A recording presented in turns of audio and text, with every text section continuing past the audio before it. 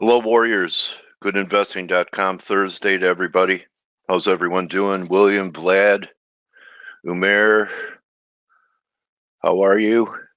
Tony, Russell, how are you? Ping Pong, Mark, Leon. Leon, good to see you. Yeah, it's nice to see you. Stalin's here. Is Hitler here too? We have Stalin, Hitler, Mussolini. Hi, William. Thank you, everyone. All right, let's have a great day. I want to welcome our viewers on investing.com. I want to start off with silver here. This is a daily look of a falling wedge. I'm taking a shot here. In fact, yesterday, I think we are getting very close to a turn in the gold-silver ratio. I think it may have shown the beginning signs of a turn yesterday. I'll get to it after a few charts, but taking a shot here, wrong under these lows, tight stop, 25 stop. Looking for it to take out the top wedge line, and then that's going to be kind of a wall for it to get through should it not fail from here, 1488. Over this, rising wedges can retrace, falling wedges and rising wedges can retrace 100% of the move. So technically there is potential for us. I anchored it right here. I anchored it right here at 1620. And the gold also looks okay for a shot back to 1300. It would probably take further downside in the stock market for that to happen, and also the dollar to fade. So let's go the dollar. I'm a little underwater on some positions here. Caught it last week, and my plan was to sell fib retracement, so I have one here at 50% at 61.8. I haven't tried the 78.6 level yet. I may in the next day or so. Here's a 1, here's a 2. We may get a 3. I'm not going to fight it over this high because you start taking out this high. I know I have a lot of fibs here. We could be at 99.20 to par in a heartbeat. So taking a shot here for a possible dollar high. We'll see. We need some action back under 97.90 to show that this market can have something like this from a lower high. So monitoring that. DSI on euro is way down there. The other scenario is that euro makes new lows for the move. It's not far away, and we go towards 1050. And if that happens, just looking at the weekly, so there's a parallel line down here at 110. And then longer term, maybe this is where it's going. But taking a shot here, we'll see if we get a turn. If not, as I said in the dollar, I'll be out above new highs. Wanted to point out something interesting in crude yesterday. Crude led the way down, right, before the S&Ps, top here. The $60 mark is going to be very important. This was a low before we had a 61.8 back to 64. So far this looks like a 1, a 2. Maybe we get one more drive, but back above 60, I'd be careful about being bearish here. I have much lower targets, but I wouldn't want to see it close back over if I'm short 60 to 60.50 in the crude. Yen having a decent week despite risk off right here back at some pretty important resistance at 980. I wasn't looking for a low here yet. I still think that we could get 108. And just wanted to touch upon something I've been talking about for several weeks that it finally is manifesting in yields. Before I hand it over to Blake. So we went right to the 3 drive line, almost to the pip here. I've been saying for a long time since we went up here that this pattern was incomplete, that we needed another low for a 3rd drive. We're getting it here. I know some people that think we'll trade under 220, maybe 213, 210, which would end up giving us a throwover similar to what this is 10-year paper, right? Here's 30-year paper. So we've already had a throwover in the bonds right here. So let me do a little mentoring on throwovers that, if you're playing these lines, they make you throw up or regurgitate. Like if you're long against a line, now it's underneath the line. What you do is you just let it do its thing, whatever it wants to do under these wedges. Everyone with me on this? Hi, Russell. And then back inside the formation, just like I showed in silver, we've had a few attempts for it to trade back underneath here. So let it go to wherever it's going to go, then back inside the wedge line, that activates the falling wedge again. So I think one of the bigger trades setting up June, July, August, September is going to be a short in the bond market and a big long in US dollar yen. So I really think that the market, especially with this recent sell-off, and if it continues in the S&Ps, a lot of people, real bullish bonds and the dollar, I think they both have 90 readings.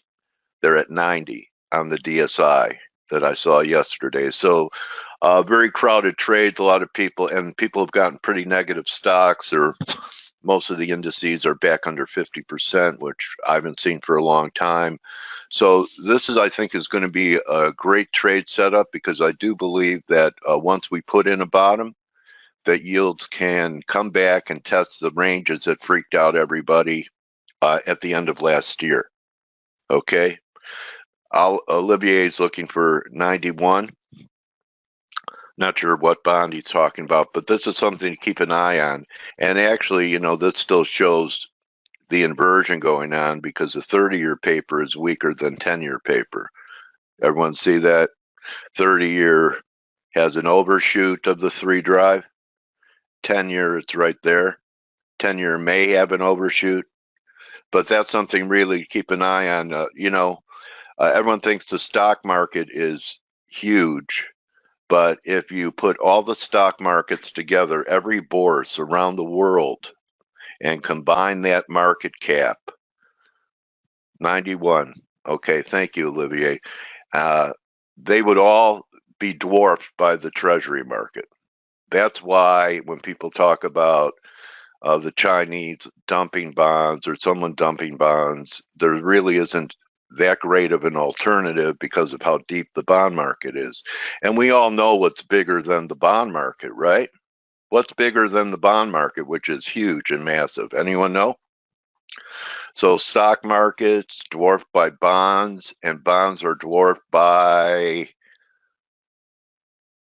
that's right, Forex. Okay, so Forex, that's the deepest market. That's why what happens in currency, it's kind of like the linchpin or the fulcrum that all these other asset classes spin around. So if you become a good FX trader, you're going to have insight into other asset classes, and it'll help you with correlations and what you should look for, like Canada with oil and Aussie with what's happening in China, and base metals and precious metals.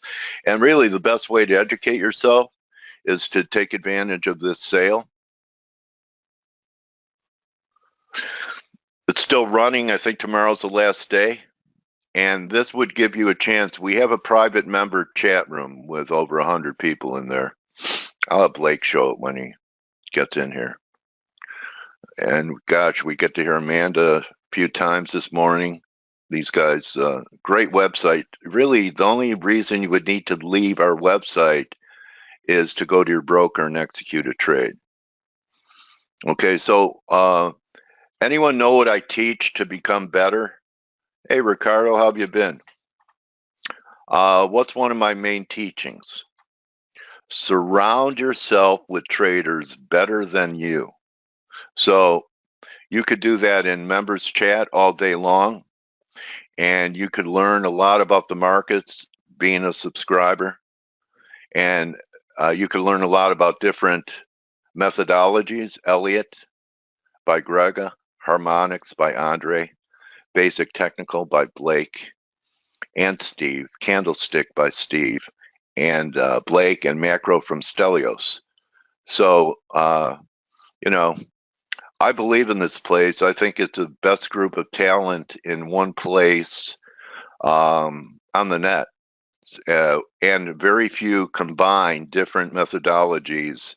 And so you could look for confluence between the different methods to, like you look for confluence on your charts for more than one reason to get into a trade.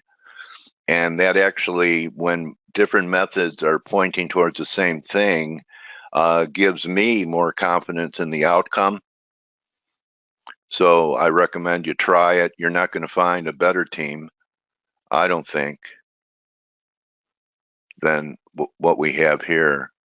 Here's our team.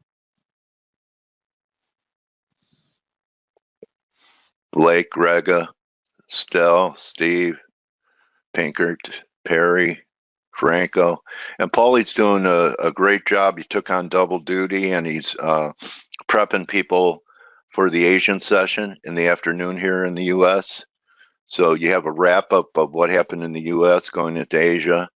Amanda's an excellent trader. Andre's excellent tactician with his harmonic work. Pretty strong team. You find a better team out there, let me know. It's going to take you a while. In fact, you may not find one. So that's my view. Also, you can participate in a reimbursement program with our sponsor at Forest Park FX. Everyone should have more than one account. Maybe you have one account for day trading, one for position swing trading. And these guys, if you're outside the U.S., your trading will pay for your subscription, not prescription.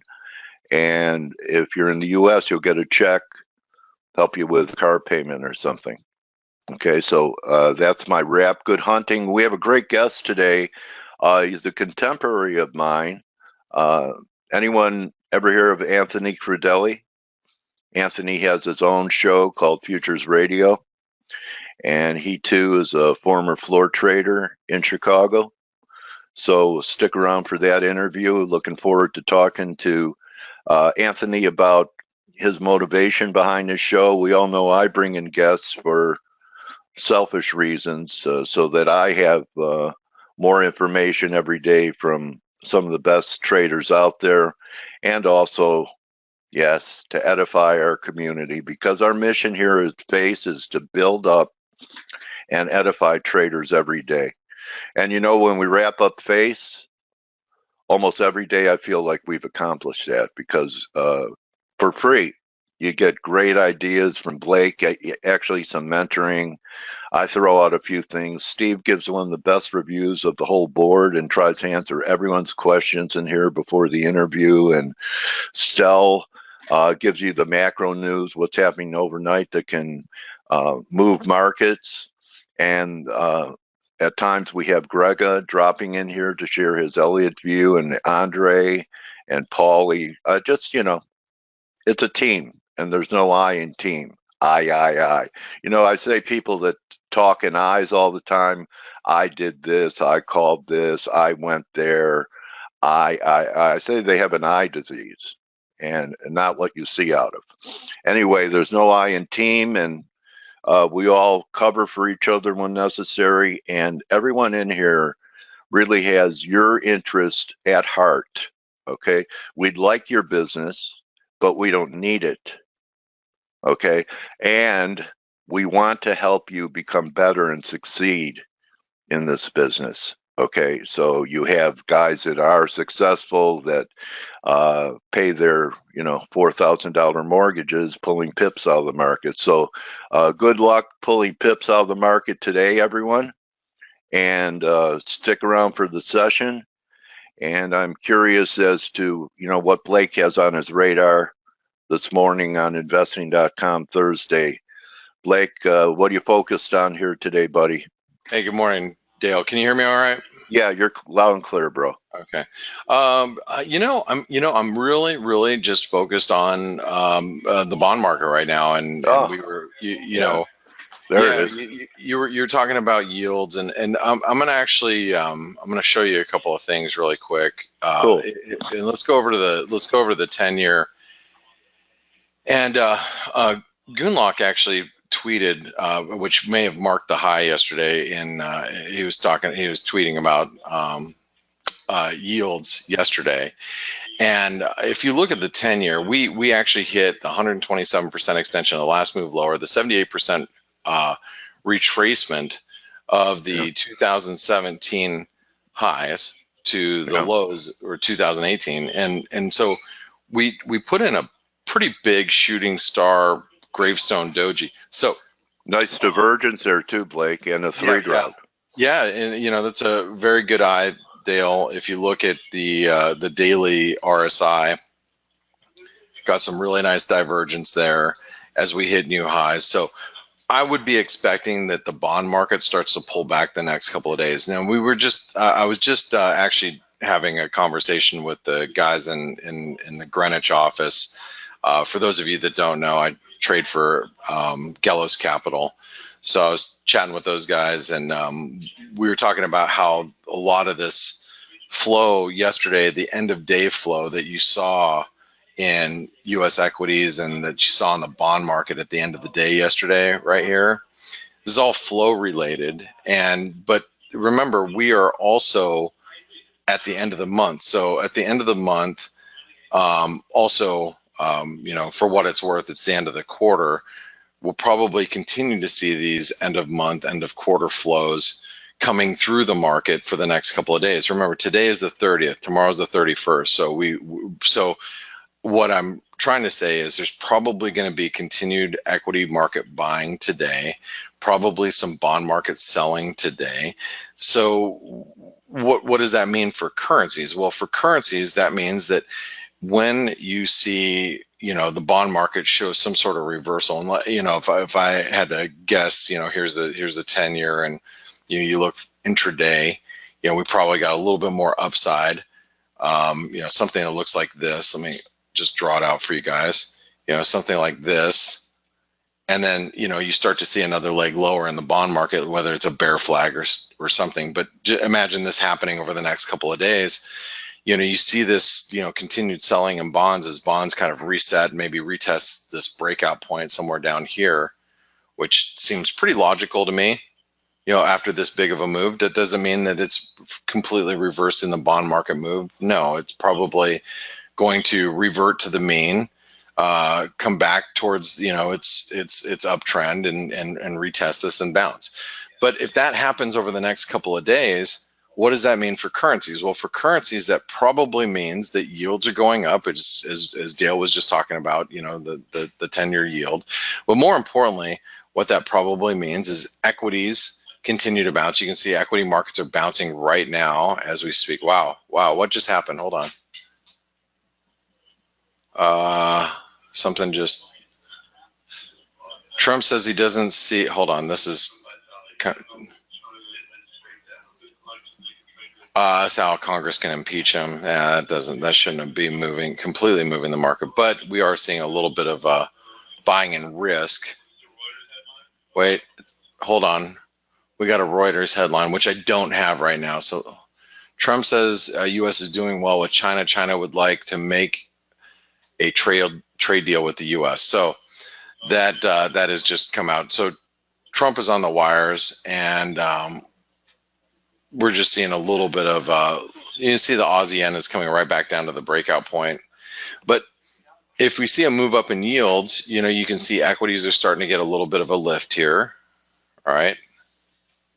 Stand by. I gotta do some things.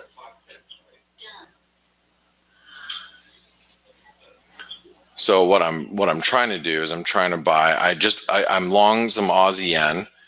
I'm actually playing on the long side on the pound yen. If you guys read the chart of the day yesterday, was talking about, I believe it was the pound yen. Let me make sure about that, because I do so many of these. Let's go to the blog. Was it pound yen yesterday? Pound yen. Oh no, it's the dollar Canadian yesterday. Sorry, it was the pound yen from 2 days ago. So you can see this is a descending wedge, looking for a reversal here, and so anyway, so what I'm looking for is a little bit of a lift here, and if we get a bounce in equities, yields start to rally.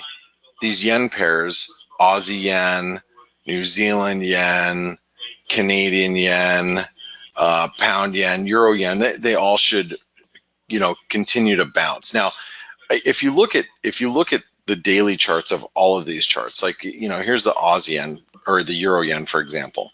The Euro yen, we would threaten a false breakdown if we get much higher than where we're currently at. I mean, if you look at the Euro yen, we are trading at 122.13. A break above these highs, which is 122.25, and this was previous support. We start getting back above that, and we might squeeze a little. So this is all a signal of possible bounce and risk, which, like I said, it may last for a couple of days. And if it lasts for a couple of days, you don't want to be caught on the wrong side of that. If we continue to get a little bit of a bounce. Now, does that mean everything's reversing and we're gonna see some sort of long-term reversal in what we've been seeing? Like I look at this Aussie yen, I think the risk is that we bounce back towards the 77 yen level. Will it change the overall outlook of the Aussie yen? Probably not. If we get a rally towards 77. No, I mean, people are going to be looking to sell on bounces, and I think that that's logical.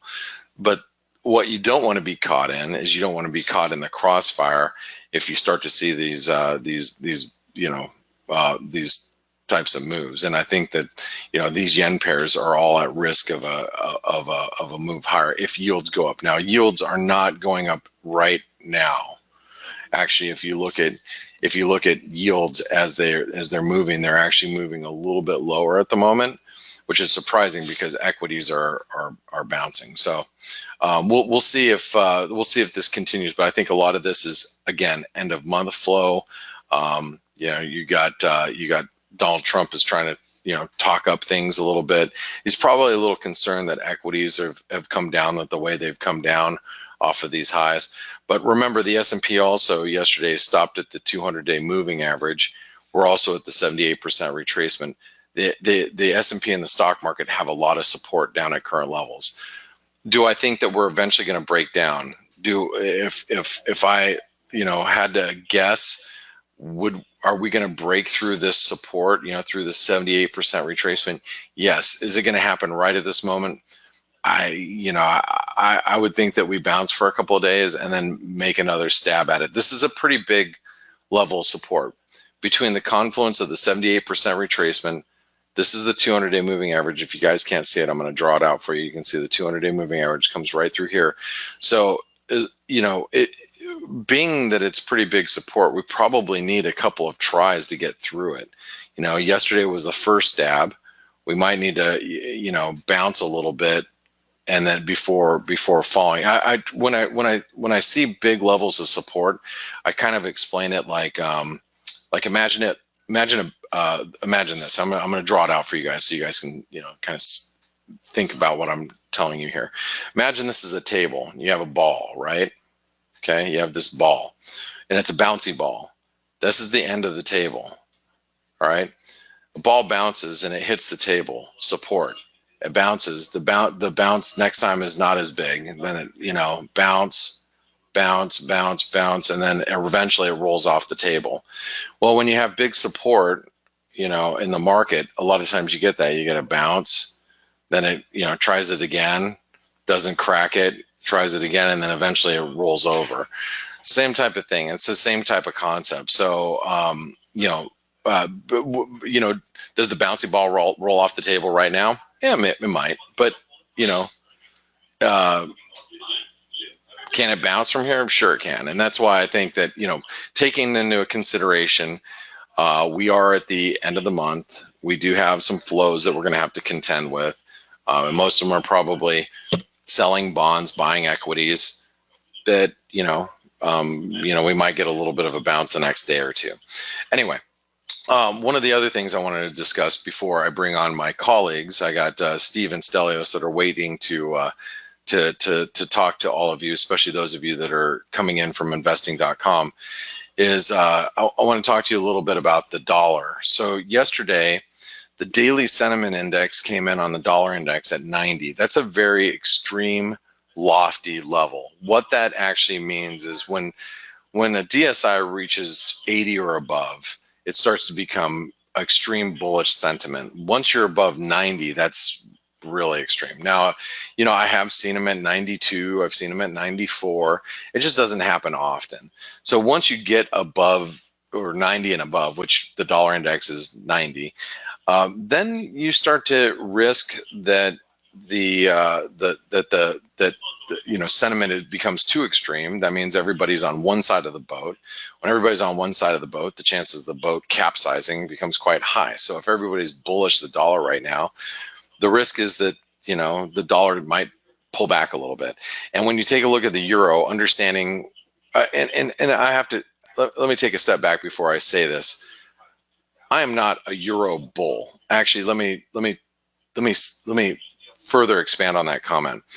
I'm not a Eurozone economy bull, okay? I think that Europe is going to have a lot of issues politically moving forward, but I do think that the risk of a euro bounce is quite high. And if you look at just the chart pattern that we're in, we have a descending wedge, you know, and we're probably at the lower end of the wedge. The risk might be for the euro to bounce back towards 112 from current levels. So especially taking into account the DSI is very extreme. You take into account that equities are bouncing. If equities are bouncing, typically the dollar comes under a little bit of pressure. That means that you might have the euro dollar back at 112, you know, by next week before we resume this downtrend. So if it's down at 111.30 and we get a bounce towards, you know, 112, you know, you got to be careful getting caught on the wrong side of this if we see some dollar weakness today. So again, end of month flows right now are probably going to be more stock market bullish, bond market bearish, which, you know, would be positive for yields. It's going to help the dollar yen. It'll probably help all the yen pairs. That means that the dollar itself might be under a little bit of pressure. However, what we've got to get past this morning is we've got to get past the GDP data that's expected to come out. You can see the GDP data via data flash is looking for 3.1%. Previous was 3.2%. You know, I'm just hoping that we put in a number at 3% or so. But if that comes in a little weaker than expected, we could see, you know, we could see a little dollar selling come in. All right. With that being said, I'm going to pass it over to my colleague Steve and Stelios. Good morning, gentlemen. Good morning.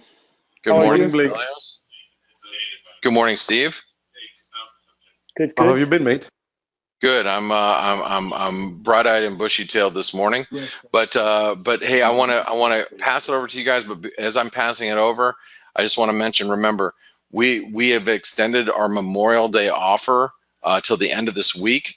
We only do offers maybe, you know, 2-3 times a year, maybe sometimes 4. Depends. I think the first year we did it up 4 times. So take advantage. If you want to be involved with ForexAnalytix, this is the time to do it, because the next time you see a special might be October, maybe December. Who knows? It's whenever we feel deemed necessary that we should do it. But right now, we've extended the sale because so many people were on vacation. They wanted to re-engage coming off of vacation this week. So make sure you take advantage of that and just go to forexanalytix.com just to get the special pricing. All right, guys, have a great one. Thank you very much, Blake. Especially the monthly offer.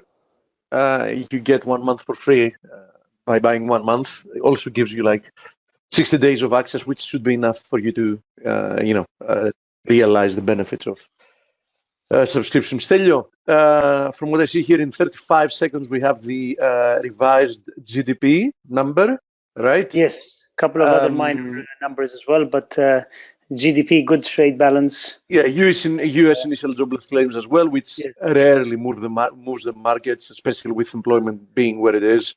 So I'm not expecting that to move. Current account as well for Canada. For Canada, yeah. Okay, 10 seconds before the release. I like that. I really like that. The warning. Indeed. Okay, let's see. Here we go. There we go. As expected. Everything as expected, actually. Yeah. Yes. Exactly. Even U.S. initial jobless claims exactly on point, 215. So that should not move the market in any direction because we got exactly what the market was expecting. Even the revision was for previous months, U.S. initial jobless claims was less than minor. Okay, so that's out of the way. We can go on with the rest of it. As we said before, this should not move the market. So, Stelio, what else did we have late yesterday and early today? Not much. We had a couple of comments regarding the UK and the never-ending Brexit story. We had saga, yes, is going to be lengthier than Star Wars. But anyway, Germany said that they're going to veto an extension beyond October unless the UK makes major progress.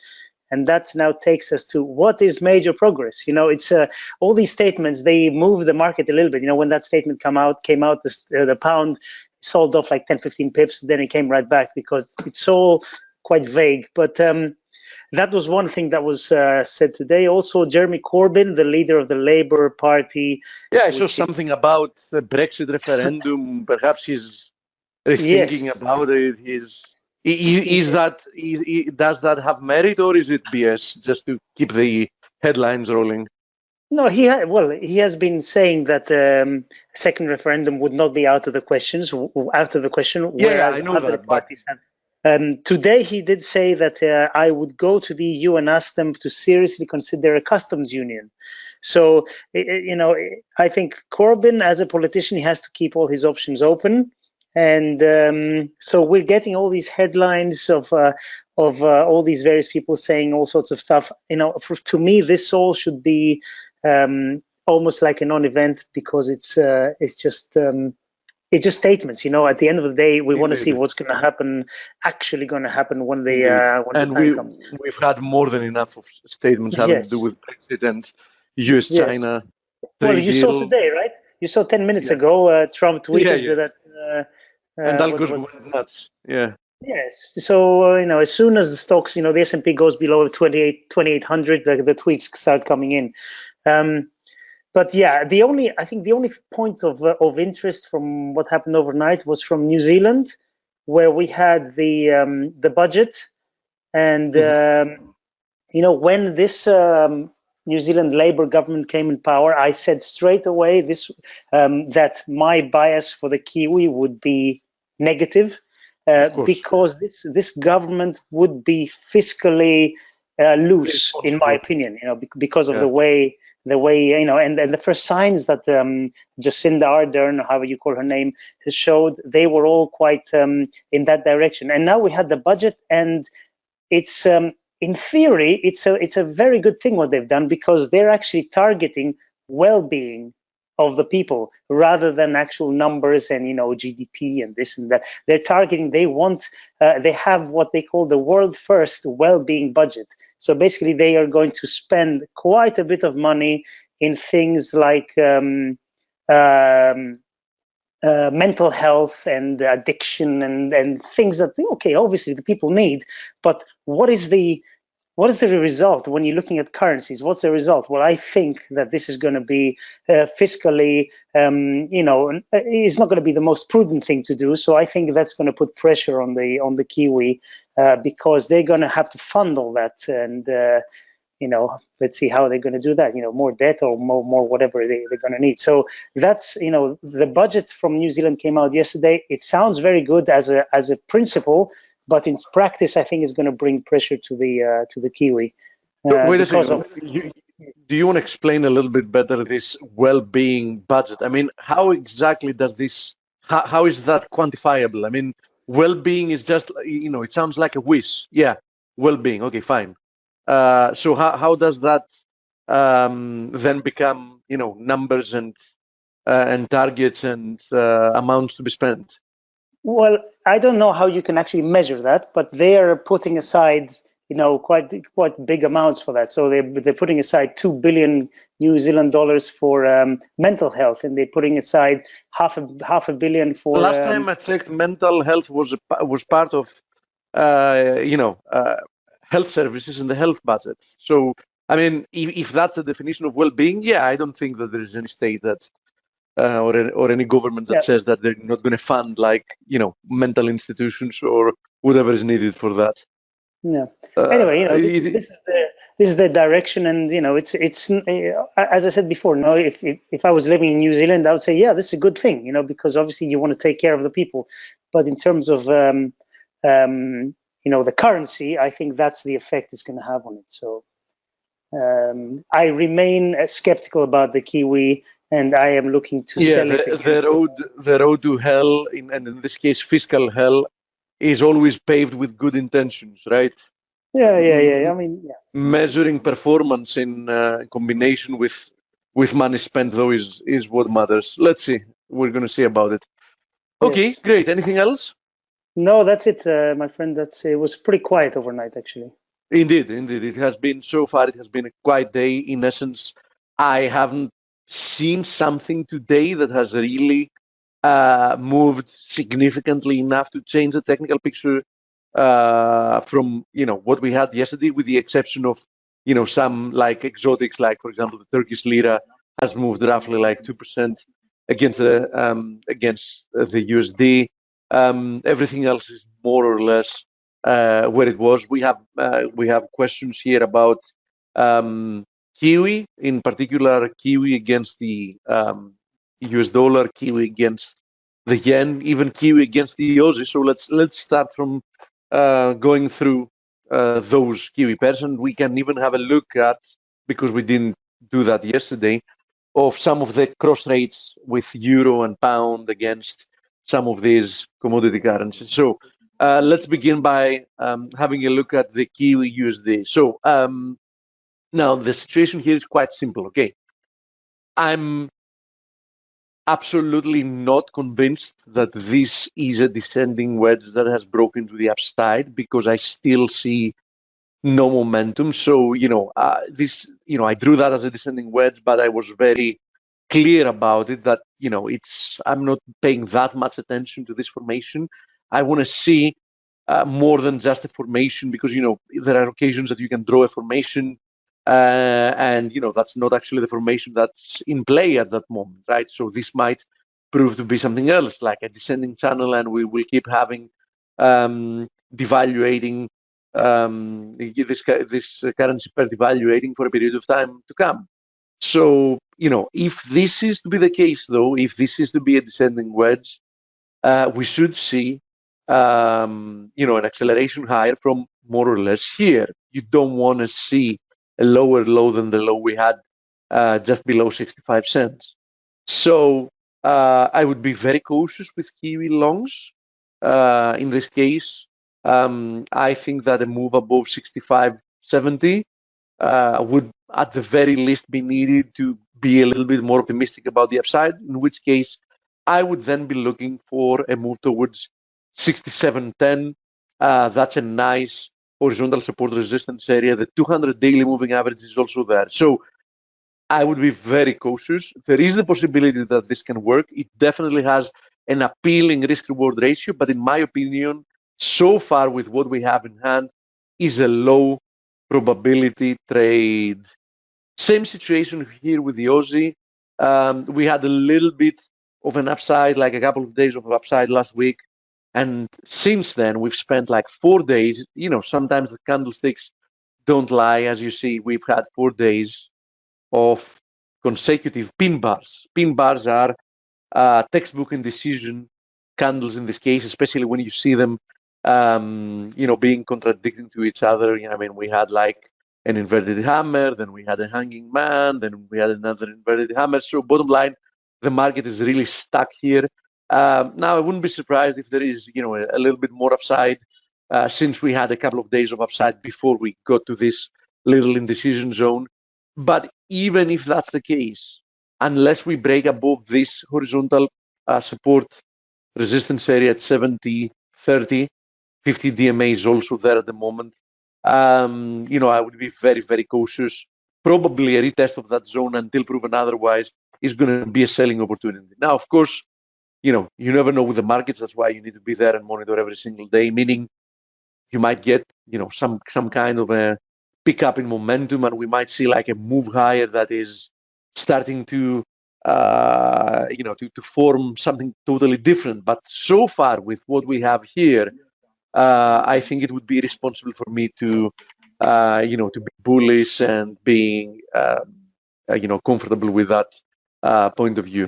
Now, having to do with Aussie against the Kiwi, there are two trend lines I'm monitoring here. One of them is these rectangles, because we have this rectangle that you see here. Let me draw it for you. This was support, right? And this is resistance. So we have this rectangle.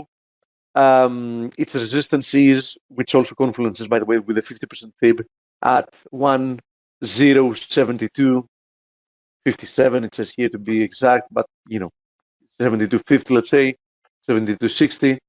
And this is an area of resistance for sure. Now, before we get there, though, first of all, we have to just pay attention to the fact that we've already broken, above this descending trend line. Now, the reason I'm paying less attention to it is, first of all, we had a spike above it, so it makes it less important. Second of all, as you see, it only has like 2 points that it touches. The third one is like arbitrary, so you can easily draw a line between 2 points. Now, does this mean that it is a significant line for the market? No, it doesn't necessarily mean that. So I would be a little bit cautious by turning bullish because we broke above it. Of course, that should be enough to tell us that we're moving towards that rectangular resistance that I was talking before about. Keep though in mind that we're currently exactly on the 200 daily moving average. So that's another hurdle for price to pass through before we get there. Bottom line, I would be neutral to bullish. Definitely, I wouldn't want to be bearish as long as we trade above 1053. Now, it's up to you if you want to be bullish in advance, for a move towards this resistance, and believe that then we're going to have a continuation higher, which is a likelihood. Okay, or if you want to be more patient and wait for a breakout above there. Now, one thing that would let's say increase a little bit the bullish bias with this breakout here is the RSI. The RSI also had like a descending trend line resistance. We broke above it, so that might be a little bit of a plus for the bulls. Now, having to do with the Kiwi yen, more or less the same situation as the one we had with the Kiwi against the USD, only in this case we haven't had a break above the descending wedge. This is a descending wedge. That doesn't mean that it cannot break to the downside and even accelerate lower, okay? As I was saying yesterday, for me to turn more optimistic about its fate, I would want to see a break above this, then a break above this horizontal support resistance area, roughly at 72.30, and then we can start talking about bullish scenarios. Until that happens, I would stay away from it. I realize that selling down here, doesn't really give you a risk reward that you can use to, to have a viable risk and, a viable target. So, you either want to jump the gun and be long, which is quite dangerous, or you stay on the side and, wait for a deeper, for a stronger rebound. For example, as you see, we have a gap here. Oh, sorry.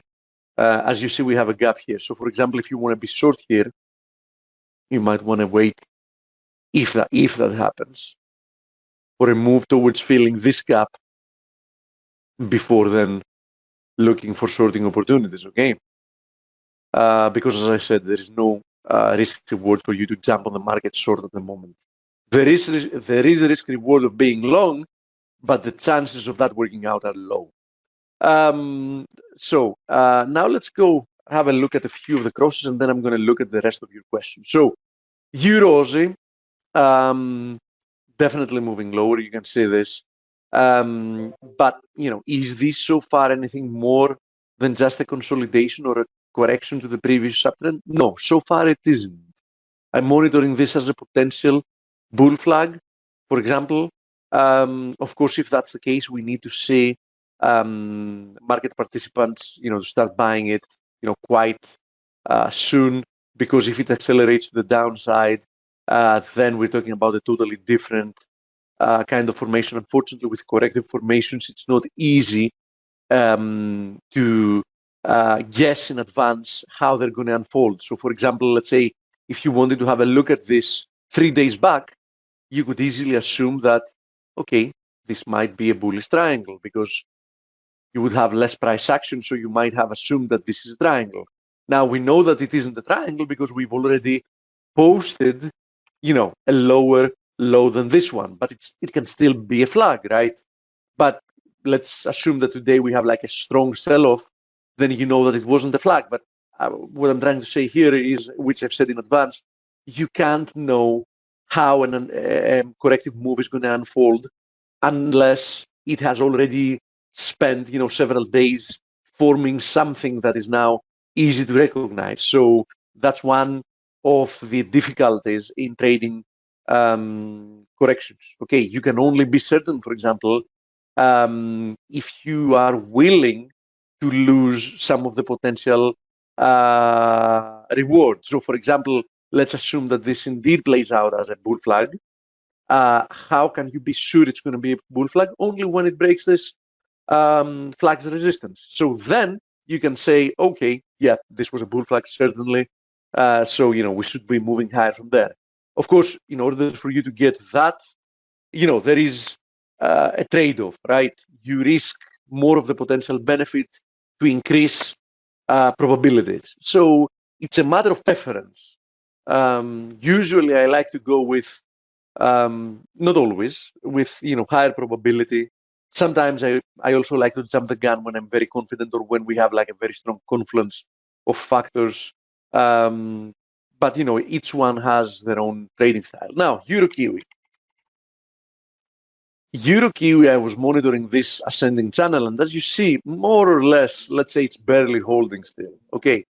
As you see, the pullback has been softer even than the Euro Aussie. So far, nothing really bearish here to see as well. Okay. Of course, it is something to consider the fact that we got rejected exactly from that spikes high that we had there. That is definitely something to take into account. But does this mean that this is a double top? Absolutely not. I mean, just because we pulled back like a few pips, that immediately becomes a double top. No, in no way that's the case. We need to see more technical evidence to to treat it like that. Okay.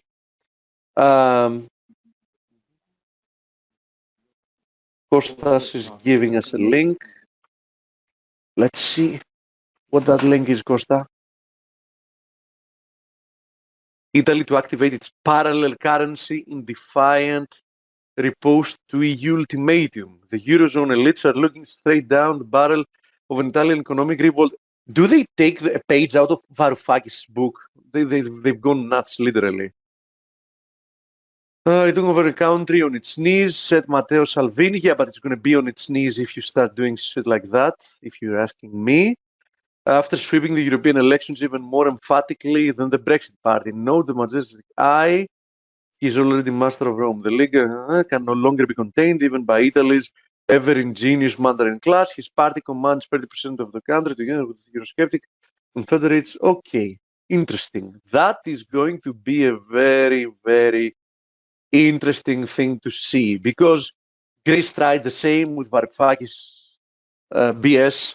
But once it realized that it was literally on the brink, just a few hours away from being kicked out of the Eurozone and going in, becoming Venezuela, had to do a U-turn. Of course, it is very different for Italy because a situation with Italy would be much harder for the Eurozone and the European Union to handle. So it is interesting to see how that's going to work out. Martin says, whoa, so you're not in the camp with pattern in play Blake posted in Kiwi. Martin, as you know, we don't influence each other. As I said, Kiwi can actually move higher, and there is an appealing risk-reward ratio here. Would I be buying it here for myself? No, I wouldn't.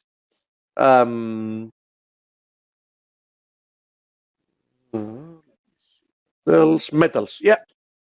Thank you for reminding me. Oh, by the way, before we go to the metals, let me make a small mention here to the Canadian dollar.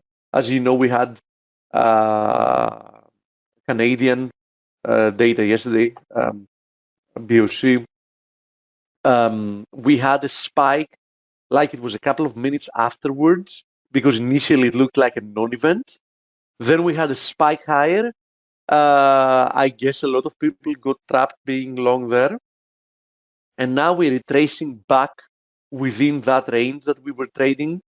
Now, does this mean that this was a false break higher? Not yet, if you're asking me. I would be a little bit cautious.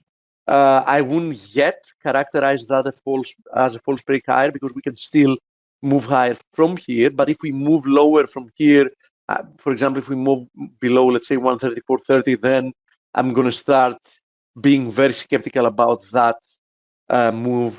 And yes, it will start looking like a false break higher with whatever implications that has to the downside. Having said that, it still looks appealing to my eyes if we get another move to the upside to test this confluence of resistances at 136.50, 136.60. So I would still not abandon the bullish case scenario, but even in that case, I wouldn't be a buyer because, as I said, for me, this 136.50, 136.60 is probably quite an appealing selling area. So I would rather see a move there, and if I see a reaction I like, sell, than be buying here.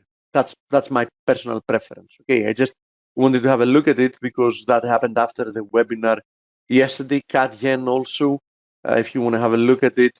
It has broken below this triangle, which is a bearish development. I expected a continuation lower when we were rebounding there. But I have to note that this confluence of the 61.8% fib and this horizontal support resistance area is still holding. So, being close to it, selling makes no sense because, we know this is a strong support area, and that always has the chance of holding again and again and again, right? So, bottom line, there is no risk reward to sell it here, but a breakdown below 80.45, I think, is going to produce follow through, and perhaps selling the breakdown is a viable method of trading this. Now, doesn't mean that this is your trading style. I'm just throwing out things because there are some people that like to trade breakouts, some people that want to fade move, some people that want to trade short term, some people that want to trade long term. So I'm just saying what I see here. That doesn't mean that all of those scenarios fit my personal trading style or yours, right? Metals, we said, yes, let's have a look at them. Unfortunately, nothing really has happened since yesterday. Let me start by going through crude, because crude also had an interesting move yesterday. That's why I always wait for daily closes. If you remember, I'm always cautious because we have this webinar early on the day having to do with the American session. Yesterday, I said multiple times that if crude breaks down from this 57, 50, 58 area, that's going to be a very bearish development that is going to probably be pointing to more risk-off environment. But as you see, although it was looking like doing so, the daily candle ended up being a dragonfly doji. In essence, a doji that price was the same at the close as it was at the open, but that was at the highs. So, that is definitely not a bearish candle. At best, you can call it a neutral candle. Now, does this mean that we're going to move higher from here? No, we still have no evidence. This might still be part of a consolidation that we have here after quite a strong move lower. what remains, though, as a fact, is that this horizontal support area, which those of you that are here frequently know that has been on my chart for a long time, and that was also my target for taking profits on my short,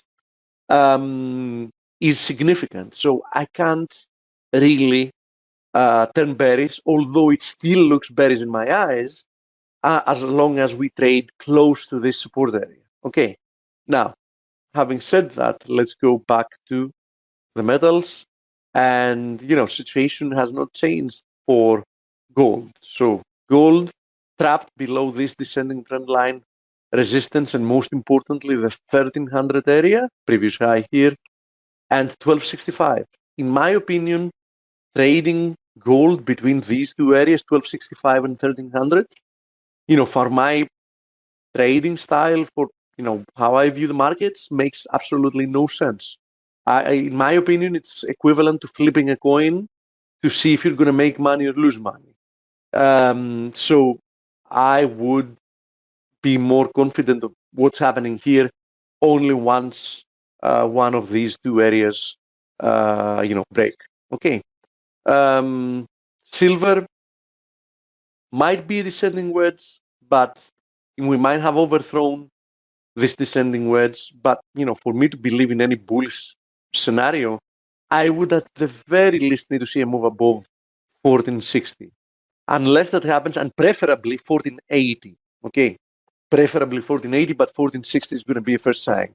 Until that happens, you have no reason to disrespect this move lower, with the next area of support being at 1390.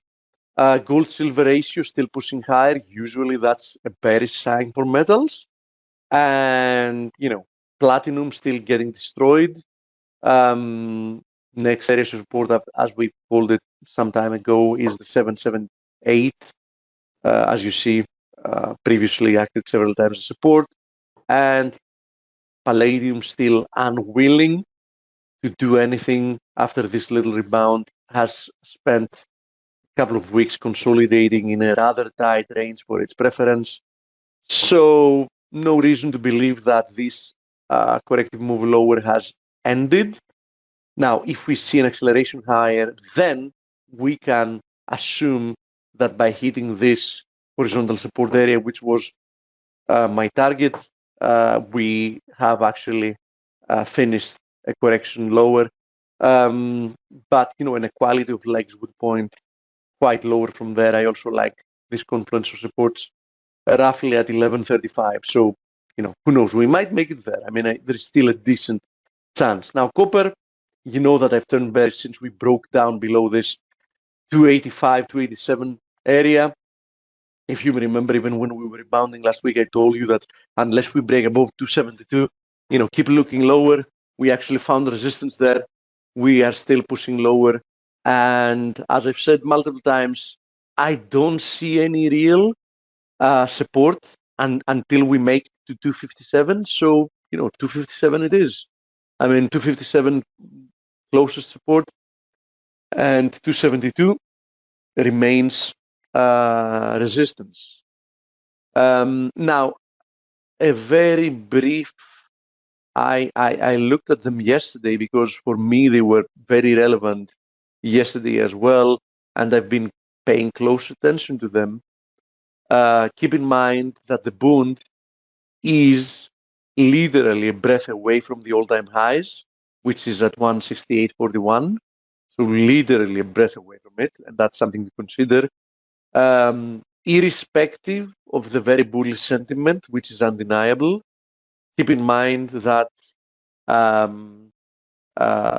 both of the benchmark bonds, the bonds and the treasuries, remain in an uptrend, and until we see evidence of a reversal, you need to respect that. So it is what it is. Here the bonds moving higher, and here are the treasuries. This is actually what we drew when we were correcting lower, and so far it has played out perfectly. Next area of resistance, the 161.8 at 126.5, roughly. So it is what it is. Yes, sentiment is extreme for the bonds, but it can become more extreme before we see a reversal. Okay. Same with the dollar index. Somebody can already start envisioning a possible triple top here. And, it might as well happen. But if you remember, I've kept saying, don't turn bearish unless you see this ascending trend line break, because we still don't have evidence that this uptrend is over. Now, we've been losing momentum for some time, and this is something you should definitely take into consideration. But, should you turn bearish yet? No, not yet. Coach. Yes, buddy, I need your help. Anthony Crudeli called in, and so I can't find him among the attendees. Okay, so you would need my help with spelling? No, with finding him. No. Do you see him anywhere? I'm asking with spelling because, as you know, we can search, Oh, Anthony Crudeli, Crudele.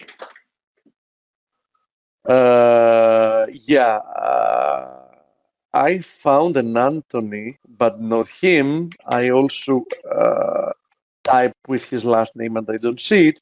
Yeah, I don't either. Yeah, is there any chance? He says he's registered on Twitter to me. Okay, so can he? He says he can hear me speaking now.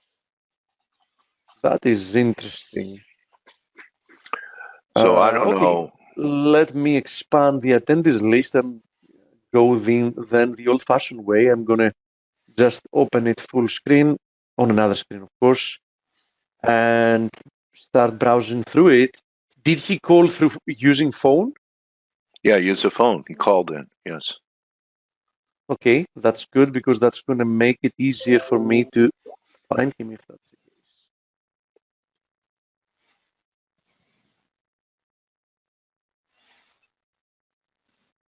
Should I give him a different number for him to call in on so we could see him? If he can hear you, it means he can hear me. It means that he called in the right number. The thing is that so far here, I don't see anybody that has actually called in. I mean, I see. We don't show it, Anthony. Why don't you hang up and use the number that's on the page to come in? Try it again because we can't find you to make you the presenter or I don't see panelist. I can't make you a panelist, so why don't you try that? Any chance he has a computer in front of him and he wants to? No, I guess he's on the road. So, but we've had call-ins before. And, yeah, of course we do. And I've been able to find him.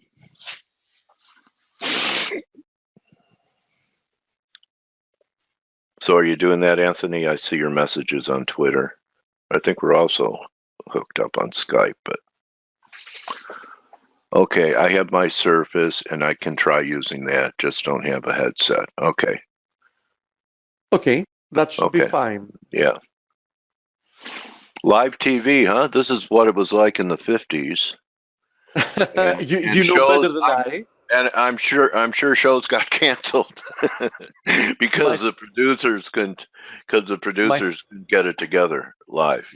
My father was born in 1950 and my mother in 1952, so I would definitely not know about the 50s. All right, son. I get it, son. I was born in 53. I could be your dad. Absolutely. Anyone want to adopt a 38-year-old kid named Steve Volke? Because I'm really a spot. Your mom didn't tell you I was a milkman in Greece. 39 in 12 days. Oh my gosh! So we're both schizophrenic, bipolar Geminis.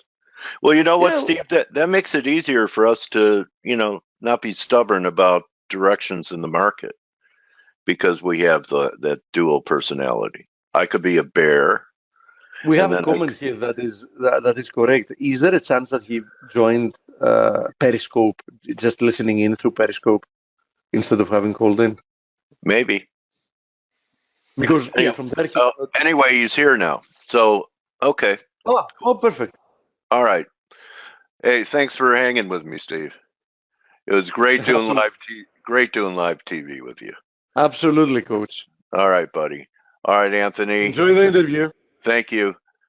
Anthony, I'm going to make you a panelist because I don't think you want to screen share, but I should hear your voice now. Can you hear me? Yeah, I could hear you fine, Anthony. Thank you so much for coming to Face and hanging out with us for a little bit.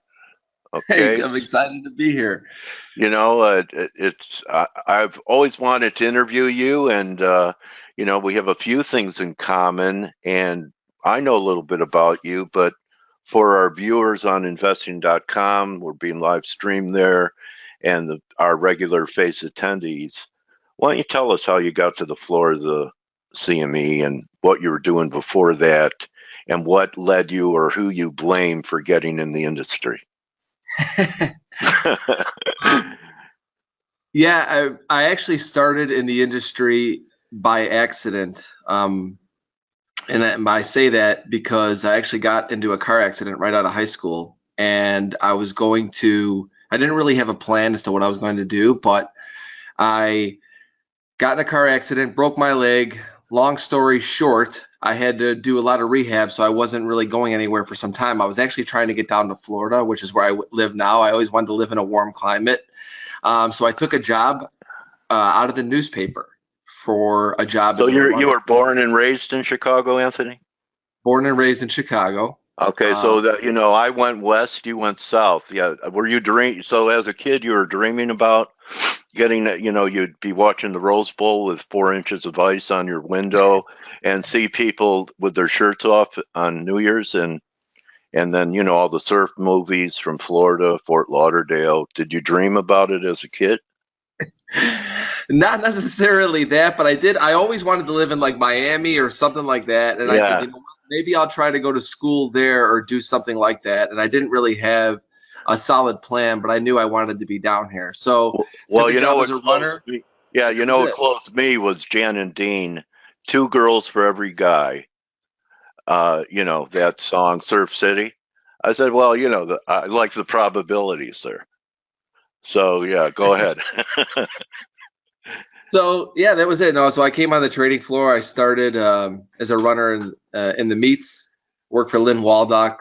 I did that for I don't know how many months. Then I moved to Refco as a runner, and I then kind of moved my way upstairs to, you know, the 2 trading floors at CME. I worked in the Eurodollar options for just about a year, and then met a friend.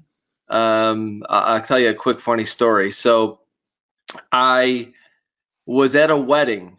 I was 19 years old in Chicago. One of my friend's older brothers was getting married, and at a wedding, and his dad was speaking to a guy who we called Uncle Tony. And Uncle Tony said to me, he's like, hey, Anthony, like you're on the trading floors. He goes, I want you to go meet my nephew. He goes, he's a big shot down there. And I'm thinking, oh, great, this is going to be perfect, right? I'm going to finally get a break. I'm tired of being a runner. I've been a runner for over a year now. And yeah, you wanted a red jacket, not a blue. I wanted to be, you know, just anything better than where I was at the moment, which I loved it, but I was looking for something better. So I go to the CME floor and I go, listen, I need you to look for this person's name. And they were like, you know what, sir, he's just not here. And I'm just like, listen, I'm positive he's here. Uncle Tony was so adamant that he was there, that he was a big shot here, that he has to be here. They're like, no. And I'm thinking to myself, you know what, another person who got the board of trade wrong with the Merc, blah, blah, blah. Well, a few months goes by. I'm in the break room eating my lunch. Sitting across from me, I look at the guy's badge, another yellow coat. It was the exact guy that he had mentioned. His name was Carmen. And I said, you're Carmen? He goes, yeah, why? He goes, I met your Uncle Tony. He starts laughing. He goes, well, I work in the S&P. I said, really? Well, we became friends. 2 weeks later, he came up to me and he's like, hey, he goes, I need help in the S&P. It's getting busy down there. He goes, would you want a job checking trades? I said, sure. I quit where I was up in the Euros. I went to the S&P and I never left. Wow, great story. So he wasn't the big shot that Uncle Tony said, but he had, So in your life, he was a big shot. All right. He was a door opener. God, that's a great story, Anthony. So Let me ask you, that time on the floor, you know, you remember it. I mean, even as a runner now, you know, no one wanted to be the low end of the caste system. But man, when I think back at those times, they were really special times and a special place. And, you know, the camaraderie and what people have to go through now to find a place to learn the business. We were fortunate to be able to rub elbows with guys that, you know, made their living off the markets, not just filling paper either. So did you notice every time from people handling paper in the S&P pit that they were very interested in orders that had STP at the end of them? Stops. Yeah. Why do you laugh? I never worked for brokers. I only worked for locals. So I never saw. They didn't hold decks? I wish I did. Okay. All right. Okay. But no, I only worked for locals and I only checked trades. And when I was a runner, I was running for, like, on the meets, I would just run the filled orders. And to be honest with you, I didn't even know what the hell I was looking at for the most part. And when I was in the Euros, I most of the time I was learning ARB at the time in the Euros.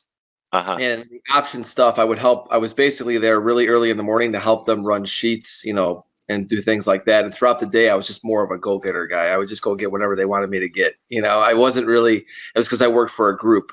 So once again, I was just always working for traders. I never really worked on the broker side. Okay. You remember audible roars when stops were elected? Oh, of course. Yeah. So, you know, to me, that was one of the first things I saw in the gallery before I started my illustrious career as a runner. And, you know, I started to notice that when I ran orders in, they really paid attention to stop loss orders, because I think, you know, like now, the way that black boxes use them for coming out of positions, they're almost like magnets for liquidity, and at times set at least short-term turning points, sometimes major inflection points. So I just wondered what your experience was with stops. So so you're handling a deck, or you're not handling a deck, you're working for locals. Were you trading then? And what took you into trading, and how did it go for you when you first started off? So what I did was a unique job, and I think that this is really one of the major differences between the way people learn how to trade now versus the way that I learned the basics of trading. Number one, I couldn't trade unless I was a member. At the time, even for electronic markets, the E-mini S&P wasn't quite launched yet when I was clerking in the S&P, but how I learned was, or what I did as a job, which was teaching me how to trade, was I would check all of their trades with other clerks that were checking for brokers or locals. I would do their position and their money. So they'd hand me a card. I'd take the dupe off. I put the card in my pocket. I clean up the card a little bit before I put it in my pocket. Then I'd look at the dupe and I'd be like, okay, you're short 3, you know, short 15, whatever. And I would go and check those trades, and I would continue to keep their position and their money. And they'd always be like, where am I at? Where am I at? And I'd be like, right. You know, and I would tell them that. So what I was looking at, why that helped me trade, was because it would tell me, you know, what they were doing. I would always know their positions, how fast they were getting in and out, how big of losers they'd be taking. And then I would really just watch them and feel the pain. Like if one of my guys was getting crushed, I'd be like, man, yeah. I would literally, you know, once you got to know him, I'd be like, man, what are you doing? It's not good for you. Stop it today. You know, and it was like, he's like, you're right. All right, I gotta get out of here. And like the days they were doing really well, I noticed that a majority of them made money, a majority of their money in short amounts of time. So they didn't make money every day throughout the month. They all made money during the busy times of the month. You know, and the rest of the days were grind days. So that was also taught me something, that it's like, you know what, you're not necessarily going to come in every day and make money. And, you know, so I really learned that loss was a big part of the game before I started. So I learned a lot of those types of things. Okay. At the beginning, working for those guys. Okay. So I know I took a course by a guy named Alan Rohrbeck at the Merck called his technical analysis class, and he had us buy the Edwards and McGee book, Technical Analysis of Stock Trends, and I really loved learning about formations and technical trading. What style have you adopted? I know a lot of guys in the pit had guys, besides keeping track of their positions, doing point and figure for them. What did you gravitate towards on the floor as far as technical tools? Well, to be honest with you, the guys that I worked for, they didn't really use anything technical. They were all pure skill. Right. I didn't even when I started to trade, I didn't even look at charts. And when I initially started in the pit, what I would do is I would go to the CQG screens, because at the time that's all they had on the floor was maybe one or two. It was great. I know people lined up to use them. Lined up. I used to get there early and I'd print out just basic charts just to see where the market was trending, and then I would go in and at that time I was just trying to, what we would call get an edge, work the bid or work the offer, and hopefully a broker would hit me, or a local who got a big order would give me some. And so this way you're taught to get a free look. So if I got filled when it was on the bid, I could just work the offer or hit the bid to cover it, to scratch it. So your first thoughts were to learn how to scratch trade. So initially that's how I learned, and that just didn't work out for me because I was such a small local in the pit that even when I would get the edge to get in, the minute they turn against me, I was always paying up to get out. So it was never really advantageous to even get in. I felt like all I was doing was getting in and getting out for losers. And that's really all I did for a good period of time. What's interesting to me is what has happened. Now they're bowling alleys, right, bro? All the exchange floors, you could throw a bowling ball down the middle of the floor and not hit anybody. They're so empty that people had to reinvent themselves after the death of open outcry. And they had to learn how to trade, or they became content providers, or they just ended up not knowing what to do. I'm sure you know a lot of people that were great traders that really, off the floor, they couldn't trade. Did you experience that yourself? Well, I didn't, because I went to electronic right away. So I was not a successful pit trader. And I stayed only in the pit for a period of maybe 6 to 12 months. And after I had gone through my first trading account, I had quickly moved to the E-mini, because at the time, like I said, it was not advantageous for me to get the edge. Even if I got hit on the bid when I was bidding, or the offer when I was offering, I still was not, I didn't have a clue what I was doing. So I knew that I was very, in my mind, more technical, and I was like, this is just not for me. So I didn't like the out trade risk. So, when I was there, I would actually pay the broker to fill it and go upstairs. I learned how to trade off the floor as a, registered rep Series 3 guy. I couldn't adjust to the noise and like to look at the whole picture instead of just what's happening in 1 month and one market. So you became technical. What kind of style do you use now, Anthony? I know you have a community and you hang out with guys during the day when you're trading. What's your style and methodology for trading now? What did you gravitate and evolve to? Well, I don't have a community, and the only community that I use is Twitter. Okay. I thought, anyway, you've had some great. Go ahead. No, I said there's some, some Slack rooms that I go in and out of periodically, but there's nothing that I am, I'll go in and just chat with different friends and different, groups. But I honestly haven't even been in those, and for, I would say, at least, I don't know, probably even been a year since I've even been in Slack now. But over the past several years, I have done a few of those. But what are you trading now? Will you still focus on S&Ps? S&P, and I trade the 10-year Ultra. Okay. Is that an ETF? The 10-year Ultra? The 10-year Ultra is really, it's a product that CME created. I'd say it's about 4 years now. I don't know the exact time. I've been trading it for about 2 years. I used to trade the 10-year quite often, but the 10-year Ultra it's the actual 10-year. So like the 10-year that we all know as the 10-year is Right. actually, I think, comes out to like a 7.5 year on delivery. So they created one for delivery, it would be 10 years. So they created ultra, 10-year and 30-year ultra, and it's Okay. not as, doesn't have as big of a book as. What's a symbol on it? I like Do you it. know? Well, it's not. They don't do. It really, it should be just TEN is what I use. Okay. It depends on, I think, what platform you're using, but on Okay. TradeStation, what I use for charting is just TEN, and they don't really even have a continuation chart yet for it. Wow. Okay. All right. I don't. Yeah, so that's what I trade. It's basically the 10-year. It moves very similar with it, but Yeah. it has a little bit more slippage, which I like. It's not as, the book isn't, several thousand up, which I like. And then I trade the S&P, but I don't trade the S&P every day like I used to. I trade it, when it's busy. I'm actually headed to Europe not too long from now, and I'm actually on holiday for the next few weeks. But Okay. yeah, I know it's funny. I was talking to a friend yesterday. I said, sure, I'm going to be gone this week, next week, and the week after. I said it's going to be really busy. It's funny how that Everything always will works. happen. Are you day trading? Are you swing trading? What kind of trading are you doing? Day. Okay. Yeah, I do some swing now. I definitely have. I used to be a lot more of a hardcore scalper. I did that for many years, but for the past, I would say since 2012, 11, 12, 13, somewhere in there, I've moved definitely towards more holding intraday. I watched the first hour.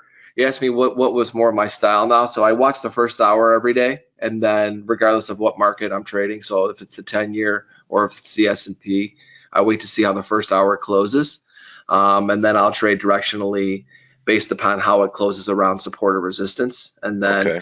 I typically will have a position on, and then I'll scalp around it. So I trade around a core position, but I'm typically one direction until an objective is hit or until I'm pushed out of that, stopped out of that position. That's a great segue, objectives, because, it's one thing to make a great call. It's even better if you trade the call and actually have skin in the game instead of just making predictions. And the most difficult part for most people, I'll include myself, is to turn it into a great hold. So even if you're scalping and you talk about objectives, what keeps you in the trade so you're not getting out, or maybe you take partials until your objective is reached? Do you manage it from a higher time frame? I think a lot of people have trouble being patient, waiting for their targets, and leave a lot of pips on the table. So how would you advise people to, not be a victim to what I call first daylight syndrome, where, you might be risking 50 and you're up 30 and you take it?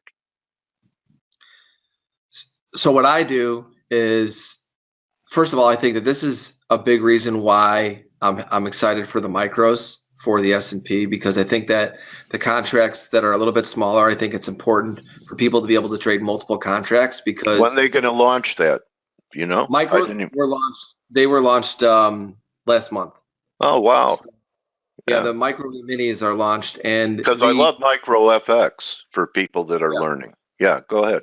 So the micros, I think, so the reason why I even want to mention that is just really because I believe it's very important for people to be able to trade using multiple contracts. Because for me, what I do is I get on a core position that I feel that I am comfortable letting that position work through all of the noise. Okay, so I am in something that's small enough to where if it goes my way right away or it goes against me right away, I don't feel compelled to have to cover that position.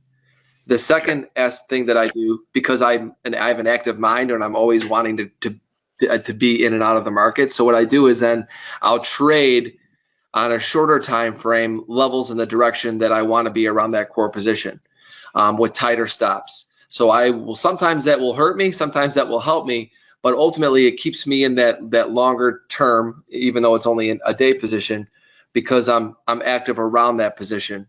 And what I do is, and I'm sure a question would come up, is, well, what happens if you start losing more than what you were even risking on the initial core? Well, I don't let that happen. If it does happen, then the trade is kind of done. Then I've just scalped myself into a pulp. But for the most part, that's how I've learned how to hold winners, is to or to hold trades through to where I think until they're not working is to just be smaller. And if you want to be active, then you trade around that core position. That's what I do. Psychologically, that helps. Yeah, and partials, because you're taking part, you're putting money, you're getting paid, and you're still there if it turns out to be exactly what you were expecting. Anthony, you've opened my eyes to a few things today. The TEN and now micros and S&Ps, and was wondering if you'd be willing, and you probably are, since you put it in your Twitter here, survived a heart attack at 36. What happened, bro? Yeah, 36 years old, actually, at my trading screen, and it was an interesting day to say the least. But yeah, no, I had a heart attack, and it's one of those things where at the moment it was happening, I didn't believe it, but luckily, I mean, I give the whole story on a podcast, right? It's on Futures Radio. You can go listen to it. I don't want to. Okay. All right. But it's basically I was there at my screens, and I wasn't feeling well. Chest pains went into my arm, into my wrist. I didn't believe it. I went next door. I took 2 aspirin. I sat in my car. Next thing you know, I drove into the hospital, and they, within an hour, they told me, they're like, you know what, you're actually having a heart attack. It turned out that a lot of it was related to stress, and I didn't have a blockage. So that was good news. So I've made a lot of changes in my life, to say the least. Something like that really changes you. How about your perspective on time after that? Well, my perspective, honestly, on just so many things has changed. But just I look at things now is just that if you want, I guess the one thing I look back at my career was that, and I think that when you have something like that happen to you, it opens your eyes to whatever it is that you want to do, and if you love doing it, I put so much pressure on myself. I mean, I think that was the one thing that I look back and say, I didn't really enjoy life when I was losing. Not always the case, but a lot of times. So a lot of the pressures and the stresses I felt in the business were things that I put on myself. So I also realized that I needed to put just as much time away from the charts as I did into the charts to have a long, sustained career. And it's been over 5 years now since that happened. And I just feel so much more balanced on a day-to-day basis. And I don't put the pressure on myself that I used to. So many things have changed. Great life lesson. You do have a great radio show and some elite guests. Somebody actually sang to me on one of them, if you remember. Yeah, in fact, I'm showing it here, Anthony. So let me ask you this: did Futures Radio spring out of that event where you just, I love teaching and interviewing people, and I had an event 5 years ago too. Isn't that interesting? So, surviving cancer, and I reinvented myself into more of a mentor and teacher and host. Did this Futures Radio program spring forth after that? Yes, it did, because I felt that I wasn't trading as active as I used to. I was actually forcing a lot of things, and I was doing some media on the floor of the exchange and even remotely for the networks and other things. And I said to myself, you know what? Why don't I talk to people that I know? And that was just one of those things in those moments where you're just laying down thinking about ideas. And I said, you know what? Why don't I start doing this? So it did spawn off of that. Yes. Okay. And how do people find it? Because on your Twitter handle, it's not set up. You don't have a Twitter for Futures Radio, do you? No, I don't. It's just me. They could find it on my YouTube channel at Anthony Crudelli. There's a link on there, or they could go to futuresradio.com. So. Okay. All right. So the best way for people to follow you is on Twitter and to listen to your podcast and your YouTube channel. So you have 3,000 subscribers. So it's growing very nicely for you, Anthony. I'm so happy for you, man. Thank you, Dale. and it's always great talking to a kindred spirit who had a similar journey, and even health-wise. And I'm so glad that you survived, and because you're doing a great service interviewing traders, interviewing people that help other people, and providing great content and sharing your story, Anthony. So great legacy you're building in the business, and I hope your show grows, and eventually you replace CNBC, which I keep the volume down on. Thanks, Dale. I appreciate it. Buddy, what do you think? I mean, with this new world of media, you could have your own financial station. And I think you're great at being a host, too. The turnaround's fair play. And thank you for coming in. And thank you for interviewing me earlier in the year, Anthony. I consider you, like it or not, buddy, my trading warrior brother. Cheers, Dale. Thank you so much for having me. Thanks, everybody. All right. Oh, one question I have from the audience. Okay. Do you mentor? No. Okay. I try to do it through the podcast. I try to do it through social media. If somebody has questions, if they have anything for me that I can help them with, I'm more than happy. Okay.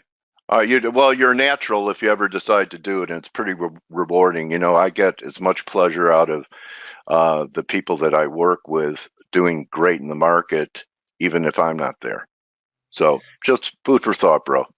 All right, buddy. Thank you so much. Okay, that's it, everyone, for Thursday. Good hunting the rest of the day. And thank you, Anthony Crudelli, for a great time. I had a great time. Hope you guys enjoyed. And don't forget, don't just count your pips, count your blessings. See everyone to wrap up the week, TGIF tomorrow. You're welcome, Scott. You're welcome, Deandro. Thank you again, Anthony. And we'll see everyone tomorrow. Adios.